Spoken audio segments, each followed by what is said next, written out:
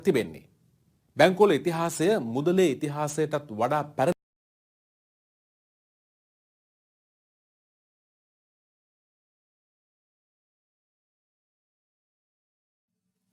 අයිබෝවන්. අද අපි වාණිජ්‍ය බැංකුකරණයේ පළමු ඒකකය වන බැංකු ක්‍රමයේ විකාශය කියන පාඩමට අවධානය යොමු කරමු. බැංකු ඉතිහාසය තමයි මේ යටතේ මූලික වශයෙන් ඉගෙන ගන්නට තිබෙන්නේ. බැංකුවල ඉතිහාසය මුදලේ ඉතිහාසයටත් වඩා පැරණි කියලා ඔබ දන්නවනේ. ඉතිහාසයට අනුව මුදල් භාවිතයට පෙර තිබූ බාටා ක්‍රමයේ කාලේ ප්‍රාථමික බැංකු ගනුදෙනු තිබිලා තියෙනවා. ඔබ අහලා ඇතිනේ මුල්ම බැංකුකරුවන් ලෙස වෙළඳුන් ක්‍රියා කරලා තිබෙන බව. ඔවුන් ගොවීන්ට හා සුළු වෙළඳුන්ට භාණ්ඩ වලින් ණය දීලා තියෙනවා. ඒ අනුව බැංකුවල ඉතිහාසය ක්‍රිස්තු පූර්ව 2000 දී පමණ ඇසිරියාවේ හා බැබිලෝනියාවේ ආරම්භ වී තිබෙනවා කියලා තමයි පොත්පත්වල සඳහන් වෙලා තියෙන්නේ. බෑන්ක් කියන වචනය බැන්කා යන වචනෙන් බිදියා බැන්කෝ යන වචනයෙන් පරිණාමය වෙච්ච එකක්. බැංක කියන්නේ ණය දෙන අය තම ගනුදෙනු සඳහා නගරයේ තනින් තන පිහිට වූ බංකු බෙන්චස් වලට. හොඳයි එහෙනම් දැන් අපි වර්තමාන බැංකුවල ආරම්භය ගැන සලකා බලමු. පොත්පත්වල තියෙන විදිහට වර්තමාන බැංකුවල ඉතිහාසය ආරම්භ වන්නේ 17 වැනි සියවසේ එංගලන්තයේ ලන්ඩන් නගරයේ රන්කරුවන්ගෙන්. ඒ ක්‍රමයේම විකාශයක් ලෙස රන් සම්මතයක් ගෝල්ඩ් ස්ටෑන්ඩඩ් ඉන් පසු බැංකු නෝට්ටු බෑන්ක් නෝට්ස් විකාශයක් සිදු වුණා. අපි දැන් මේ එක් එක් අවස්ථා ගැන පරීක්ෂා කරලා බලමු. මුලින්ම ඒ රන්කරුවන් ගැන කතා කරමු.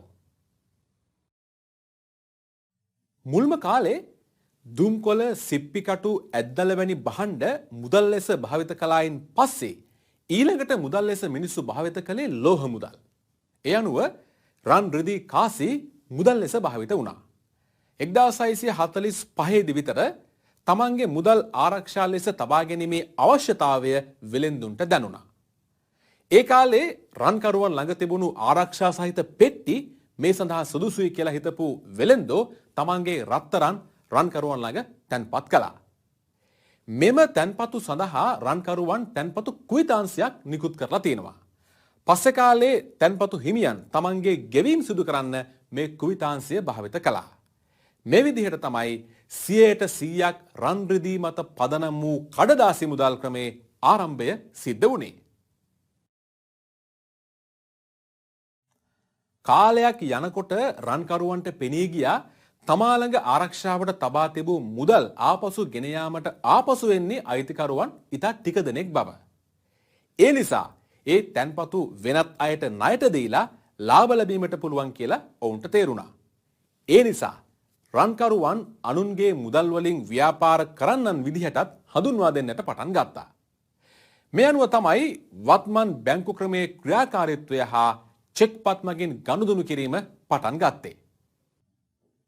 මේ රන්කරුවන්ගෙන් විකාශය වූ බැංකු පසුව තමන්ගේ නමින්ම මුදල් නෝට්ටු ගනුදෙනු සඳහා නිකුත් කළා. ඒ අනුව විවිධ බැංකු වලින් නිකුත් කරනු ලැබූ විවිධ මුදල් නෝට්ටු සංසරණයේ තිබුණා. මේ නෝට්ටු සඳහා ඕනෑම වෙලාවක රන් වලින් ආපසු ගෙවීමට ඒ බැංකු බැඳී සිටියා. එහෙත් සංසරණයේ පැවති මුදල් ප්‍රමාණයට සමාන රන් බැංකු වෙත තිබුණේ නැතත් ඒ ගැන තිබුණු මහජන විශ්වාසය මත මුදල් ක්‍රමය පවත්වාගෙන ගියා.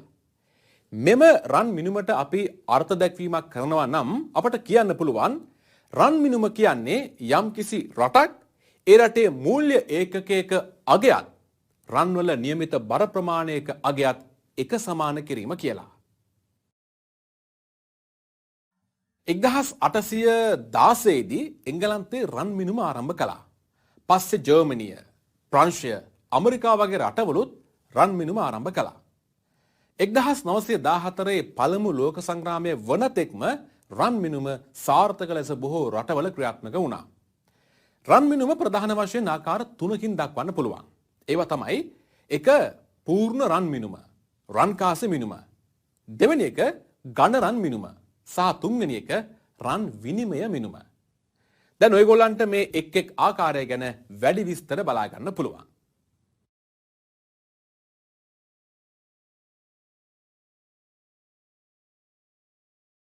පූර්ණ රන් මිනුම.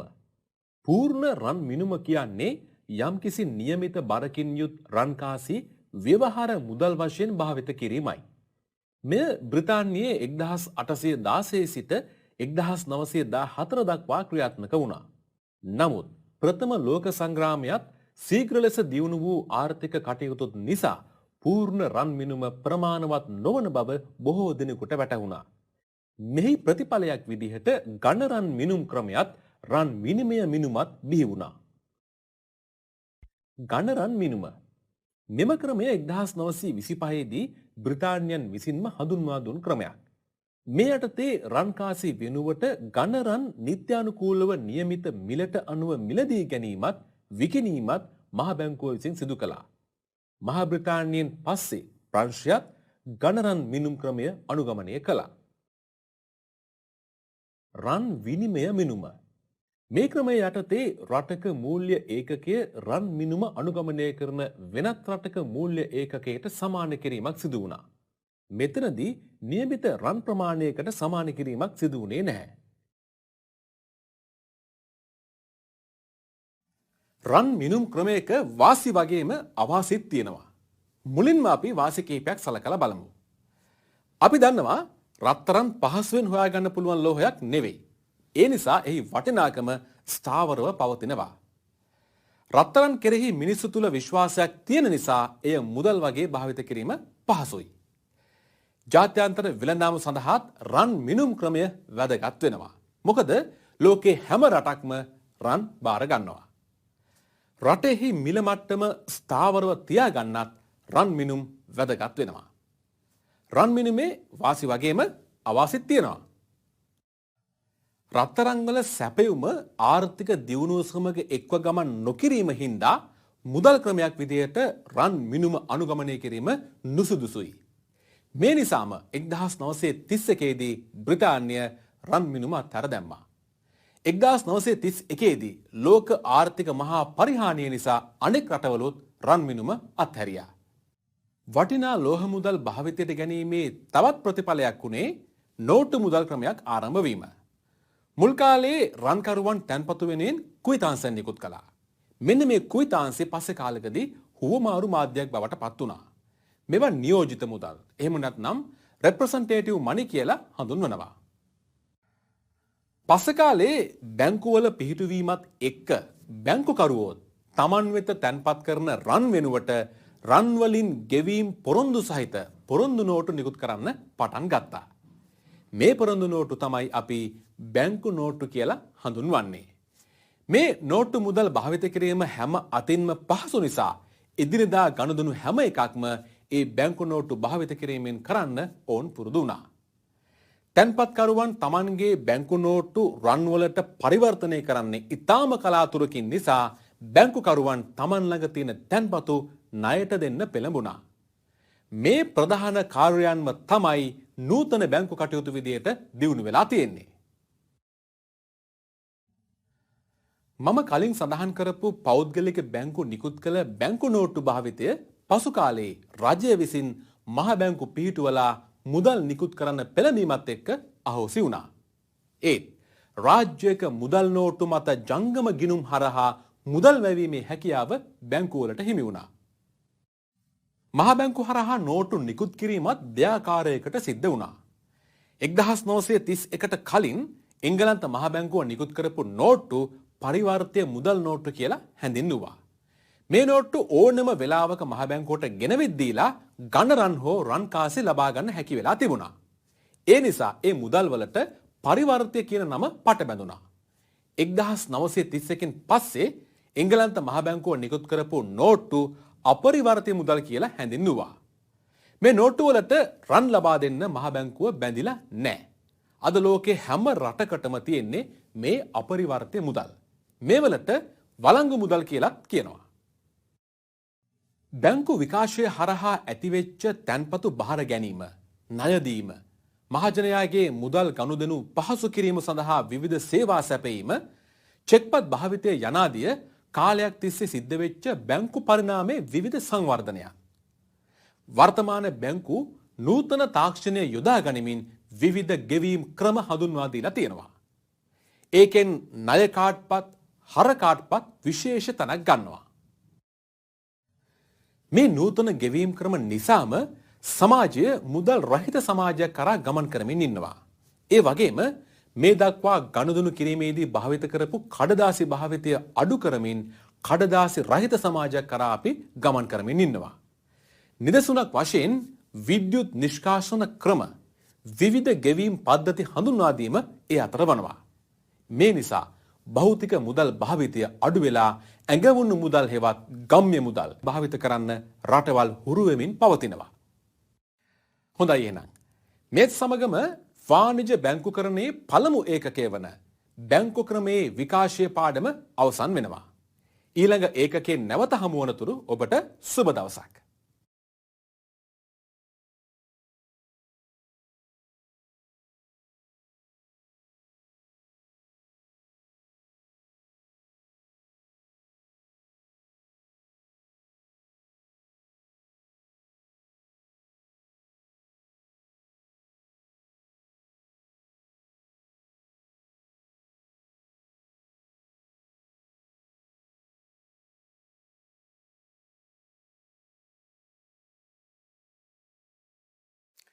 අයිබෝවන් අද අපි එකතු වෙලා ඉන්නේ ව්‍යාපාර බැංකුකරණයේ දෙවෙනි කොටසත් එක්කයි. බැංකු ව්‍යාපාර කටයුතු කියන මේ පාඩම යටතේ අපි ප්‍රධාන කොටස් දෙකක් සාකච්ඡා කරනවා. ඒ තමයි අරමුදල් මත පදනම් වූ බැංකු කටයුතු fund based activities සහ ගාස්තු මත පදනම් වූ බැංකු කටයුතු fee based activities. බැංකුවක් එදිනෙදා සිදු කරන ව්‍යාපාර කාර්යයන් ප්‍රධාන වශයෙන් කොටස් දෙකකට වෙන් කරන්න පුළුවන්. එකක් තමයි අරමුදල් මත පදනම් වූ වගකීම් පහසුකම්. මෙය ශේෂපත්‍රය තුල ගනුදෙනු හෙවත් පොලී මූලික ගනුදෙනු විදිහටත් හඳුන්වනවා. ව්‍යාපාර කාර්යයන් වර්ග කරන අනිත් ක්‍රමය තමයි අරමුදල් මත පදනම් වූ වත්කම් පහසුකම්. මේකට ශේෂපත්‍රයෙන් පිටත කටයුතු සහ ගාස්තු මූලික කටයුතු කියලා කියනවා. අපි දැන් මුලින්ම ශේෂපත්‍රයේ අන්තර්ගත අයිතමයන් මොනවද කියලා බලමු. ශේෂපත්‍රයේ අන්තර්ගත අයිතමයන් ප්‍රධාන වශයෙන් වත්කම් සහ වගකීම් විදිහට දක්වන්න පුළුවන්.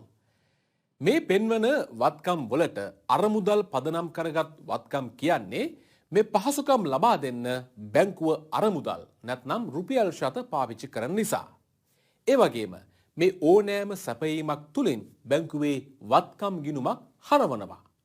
ඒත් සමගම වත්කමක් බිහි වෙනවා.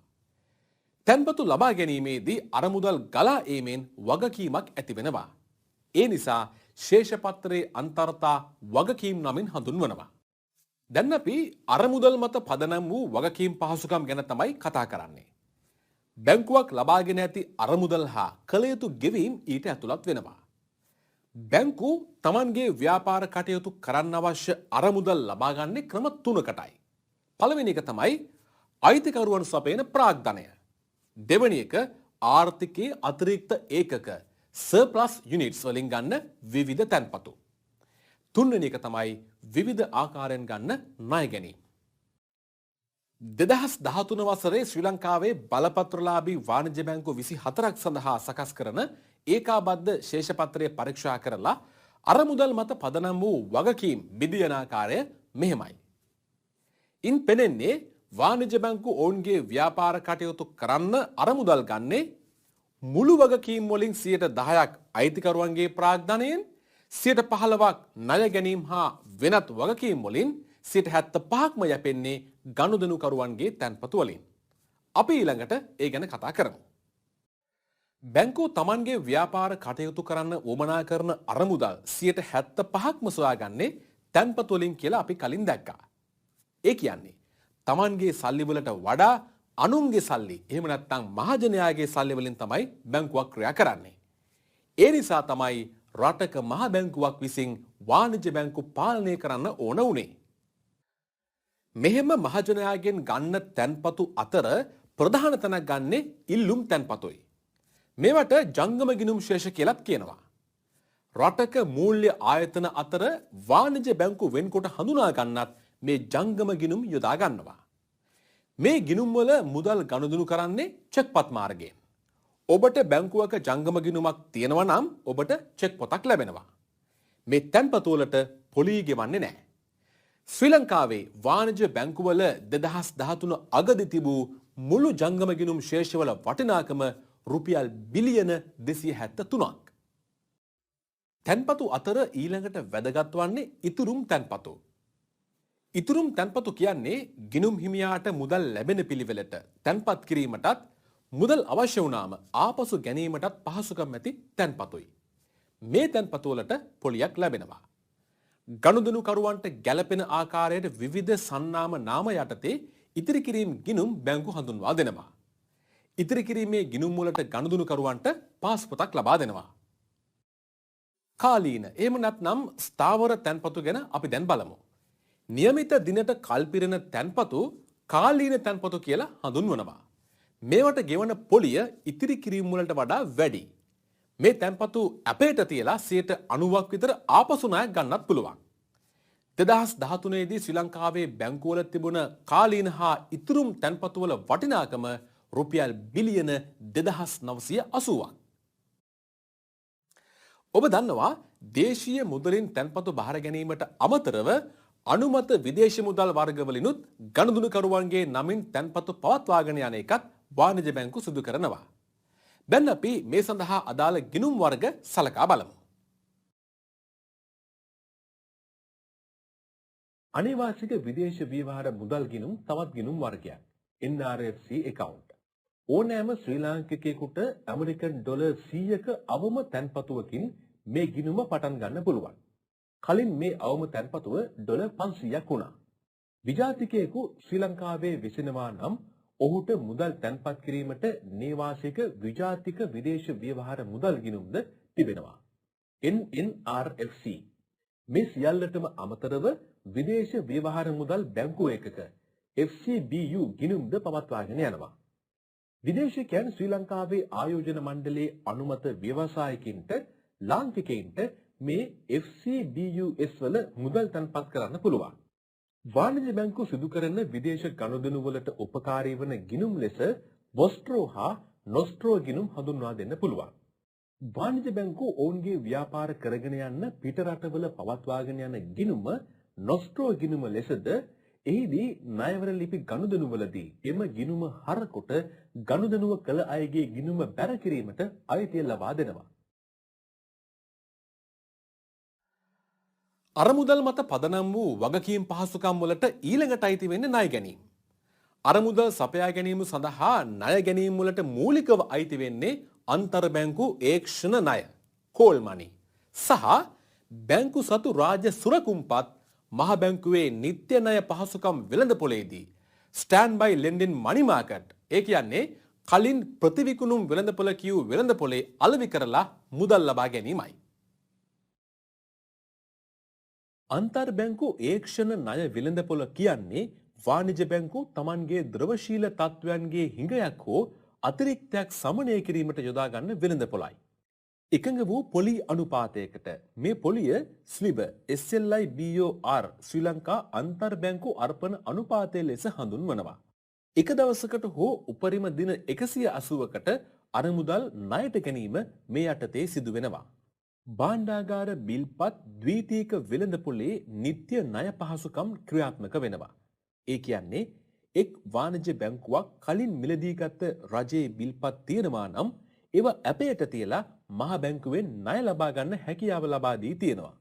බැංකුවකට දිගු කාලීන මුදල් අවශ්‍යතා සපුරා ගැනීමට අප සහිත හෝ අප රහිතව නිකුත් කළ හැකි මූල්‍ය මාර්ගයක් ලෙස ණය කර හඳුන්වා දෙනවා. මෑතක සිට ශ්‍රී ලංකාවේ බොහෝ බැංකු මේ ක්‍රමයට අරමුදල් ලබා ගන්නවා. ප්‍රාග්ධනය තැන්පතු හා ණය ගැනීම හරහා ලබාගත් අරමුදල් ව්‍යාපාරික කටයුතු වල යොදා ගැනීමේදී බැංකුවට වත්කම් බිහි වෙනවා. වෙනත් වචන වලින් කියනවා නම් ශේෂ පත්‍රයේ වත්කම් පැත්ත ඇති වෙනවා. එම වත්කම් අතරට ගැනෙන දේවල් දැන් ඕගොල්ලන්ට බලා ගන්න පුළුවන්. අරමුදල් මත පදනම් වූ වත්කම් පහසුකම් අපිට ද්‍රවශීල වත්කම්, විවිධ ආයෝජන හා විවිධ ණය කියලා වර්ග 3කට බෙදා දක්වන්න පුළුවන්. 2013 අවුරුද්දේ ශ්‍රී ලංකාවේ බැංකුවල තිබූ මුළු වත්කම් ප්‍රමාණය රුපියල් බිලියන 4328ක්. ඉන් 10%ක් ස්ථාවර වත්කම්, 23ක් ආයෝජන. ණය හා අත්තිකාරම් 59%ක්. ඉතිරි 8% ද්‍රවශීලවත්කම් වලින් කොටසක් නියෝජනය වෙනවා. අපි මෙහිදී විස්තර කිරීමට බලාපොරොත්තු වෙන්නේ 59%ක් තරම් වූ ණය හා අත්තිකාරම් මත පදනම් වූ පහසුකම්.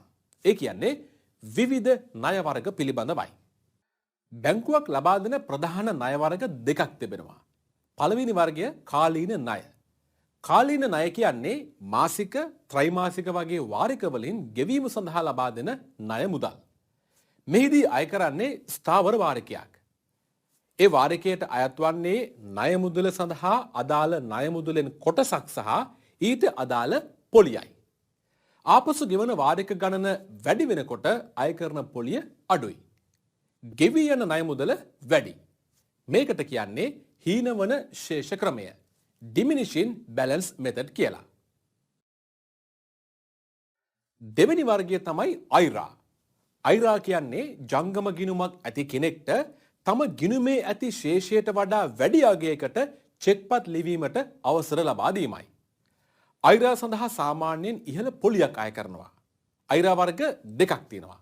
එකක් තමයි ස්ථාවර අයිරා permanent overdraft POD සහ తాවකාලික අයිරා temporary overdraft TOD.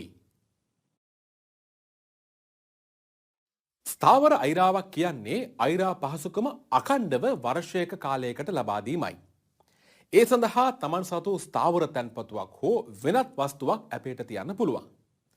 බොහෝ ව්‍යාපාරිකයන් තමන්ගේ ව්‍යාපාරික කටයුතු වලට විටින් විට මුදල් අවශ්‍ය වන නිසා ස්ථාවර අයිරා අනුමත කරගනු ලබනවා. తాවකාලික අයිරා TOD කියන්නේ ස්ථාවර ඇපයක් නැතිව ගිණුමේ ශේෂයට වඩා චෙක්පත් නිකුත් කිරීමට බැංකුව ඉඩ දීම සහ එම චෙක්පත් සීමාවකට යටත්ව ගෙවීම් සිදු කිරීමයි. ව්‍යාපාරික ප්‍රජාවට තමන්ගේ හදිසි මූල්‍ය අවශ්‍යතා මෙමගින් සපුර ගන්න පුළුවන්. මේ සඳහා අය කරන පොලිය සාමාන්‍ය පොලි අනුපාතයට වඩා වැඩි. දැන් අපි බැංකුවක් ලබා දෙන වෙනත් ණය වර්ග ගැන සලකා බලමු. වර්තමානයේ බොහෝ වාණිජ්‍ය බැංකු ණය ලබා දෙන ඉතා ජනප්‍රිය ක්‍රමයක් ලෙස රත්තරන් උකසට තබාගෙන රන් උකස් ණය ප්‍රදානය හඳුන්වා දෙන්නට පුළුවන්. මේ ණය අවුරුද්දක් ඇතුළත ආපසු ගෙවිය යුතු අතර පැහැර හරින ලද ණයට අදාළ රන් බඩු වෙන්දේසී අලෙවිකොට අය කෙරෙනවා. ඒ වුණත් මෑත කාලේ රන් මිල හුඟක් අඩු වූ නිසා බැංකුවල රන් උකස් ණය ගෙවුම් පැහැර හැරීම් වැඩි. 2013 දී පමණක් රුපියල් බිලියන 56ක උකස් අත්තිකාරම් ආශ්‍රිත ණය වාර්තා වුණා. රාජ්‍ය බැංකුවලට ආවේනික වූ ණය යෝජනා ක්‍රමයක් ලෙස සංවර්ධන ණය හඳුන්වා දෙන්න පුළුවන්. රාජ්‍ය අයවැය ලේඛන වලින් යෝජිත සංවර්ධන ක්‍රියාවලියට දායක වීමක් ලෙස වාණිජ්‍ය බැංකුව මෙම ණය යෝජනා ක්‍රමයට දායක වෙනවා. විශේෂයෙන්ම ලංකා බැංකුව, මහජන බැංකුව සහ ප්‍රාදේශීය සංවර්ධන බැංකුව මෙවැනි සංවර්ධන යෝජනා ක්‍රමයක් දියත් කිරීමේදී ලොකු දායකත්වයක් ලබා දෙනවා. සංවර්ධන ණය බොහෝ විට ලබා දෙන්නේ ප්‍රාග්ධන ඌනතාවයෙන් පෙළෙන හැබැයි ශිල්පීය දැනුම, අමුද්‍රව්‍ය සහ වෙළඳ පොලක් ඇතිව ඉන්න පිරිස් වලටයි. මෙරට කෘෂි සංවර්ධනයට, කර්මාන්ත දියුණු කිරීමට, විරකියාව අඩු කිරීමට, ණය ගැති බව දුරු කිරීමට, ජීවන මට්ටම ඉහළ දැමීමට දායක වීම මේ සංවර්ධන ණයවල ලක්ෂණයක්. සංවර්ධන ණය දිගු කාලීනව පොලිය අඩුයි.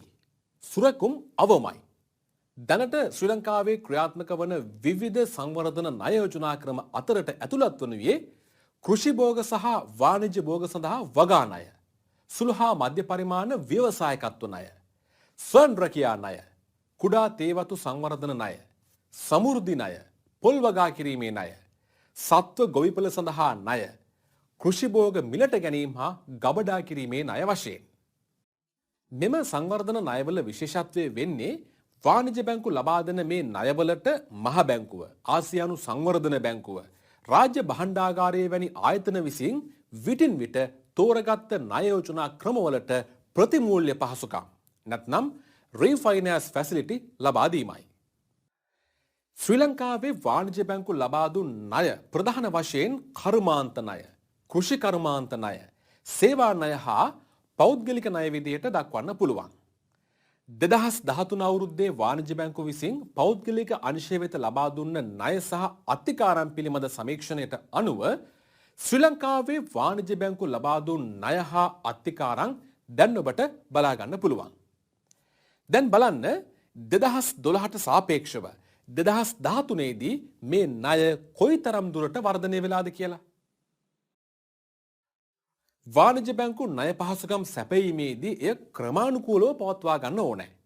ඒකට අවබෝධයක් ලබා ගන්න සරල යෙදුමක් මේ විදිහට කියන්න පුළුවන්. PARTSCC.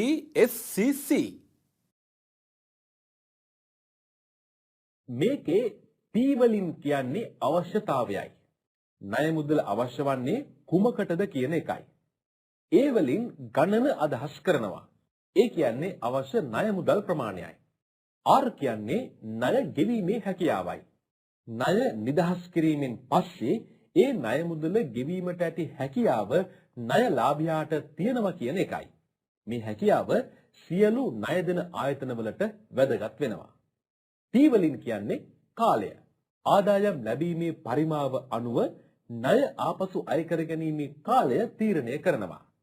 වගා ණය දීමේදී අස්වනු කපා ගනු ලබන කාලය අනුව ණය වාරිකය තීරණය කරනවා. කෘෂි භෝගවලට ණය දීමේදී ඒවායේ ඵල නෙලීමේ කාලය අනුව ණය මුදලේ ආපසු ගෙවීම් කාලය දිගු වෙනවා. අවශ්‍යතාවය අනුවද ණය මුදලේ කාලය තීරණය කරනවා.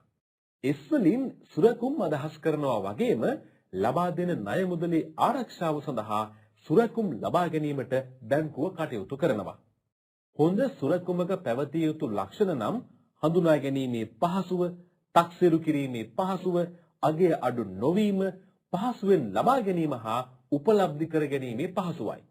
පළවෙනි C අකුරින් සම්බන්ධතාව නැත්නම් ගනුදෙනු කරු හා බැංකුව අතර පවතින සම්බන්ධතාවය අදහස් කරනවා. ඒ සම්බන්ධතාව අනුව ණය මුදල මුදා හරිනවා. දෙවැනි C අකුරින් චරිත ලක්ෂණ අදහස් කරනවා. ගනුදෙනුකරුගේ කාර්යක්ෂම භාවය, අවංකභාවය හා පළපුරුද්ද ණය ලබා දීමේදී බැංකුකරු සලකා බලනවා.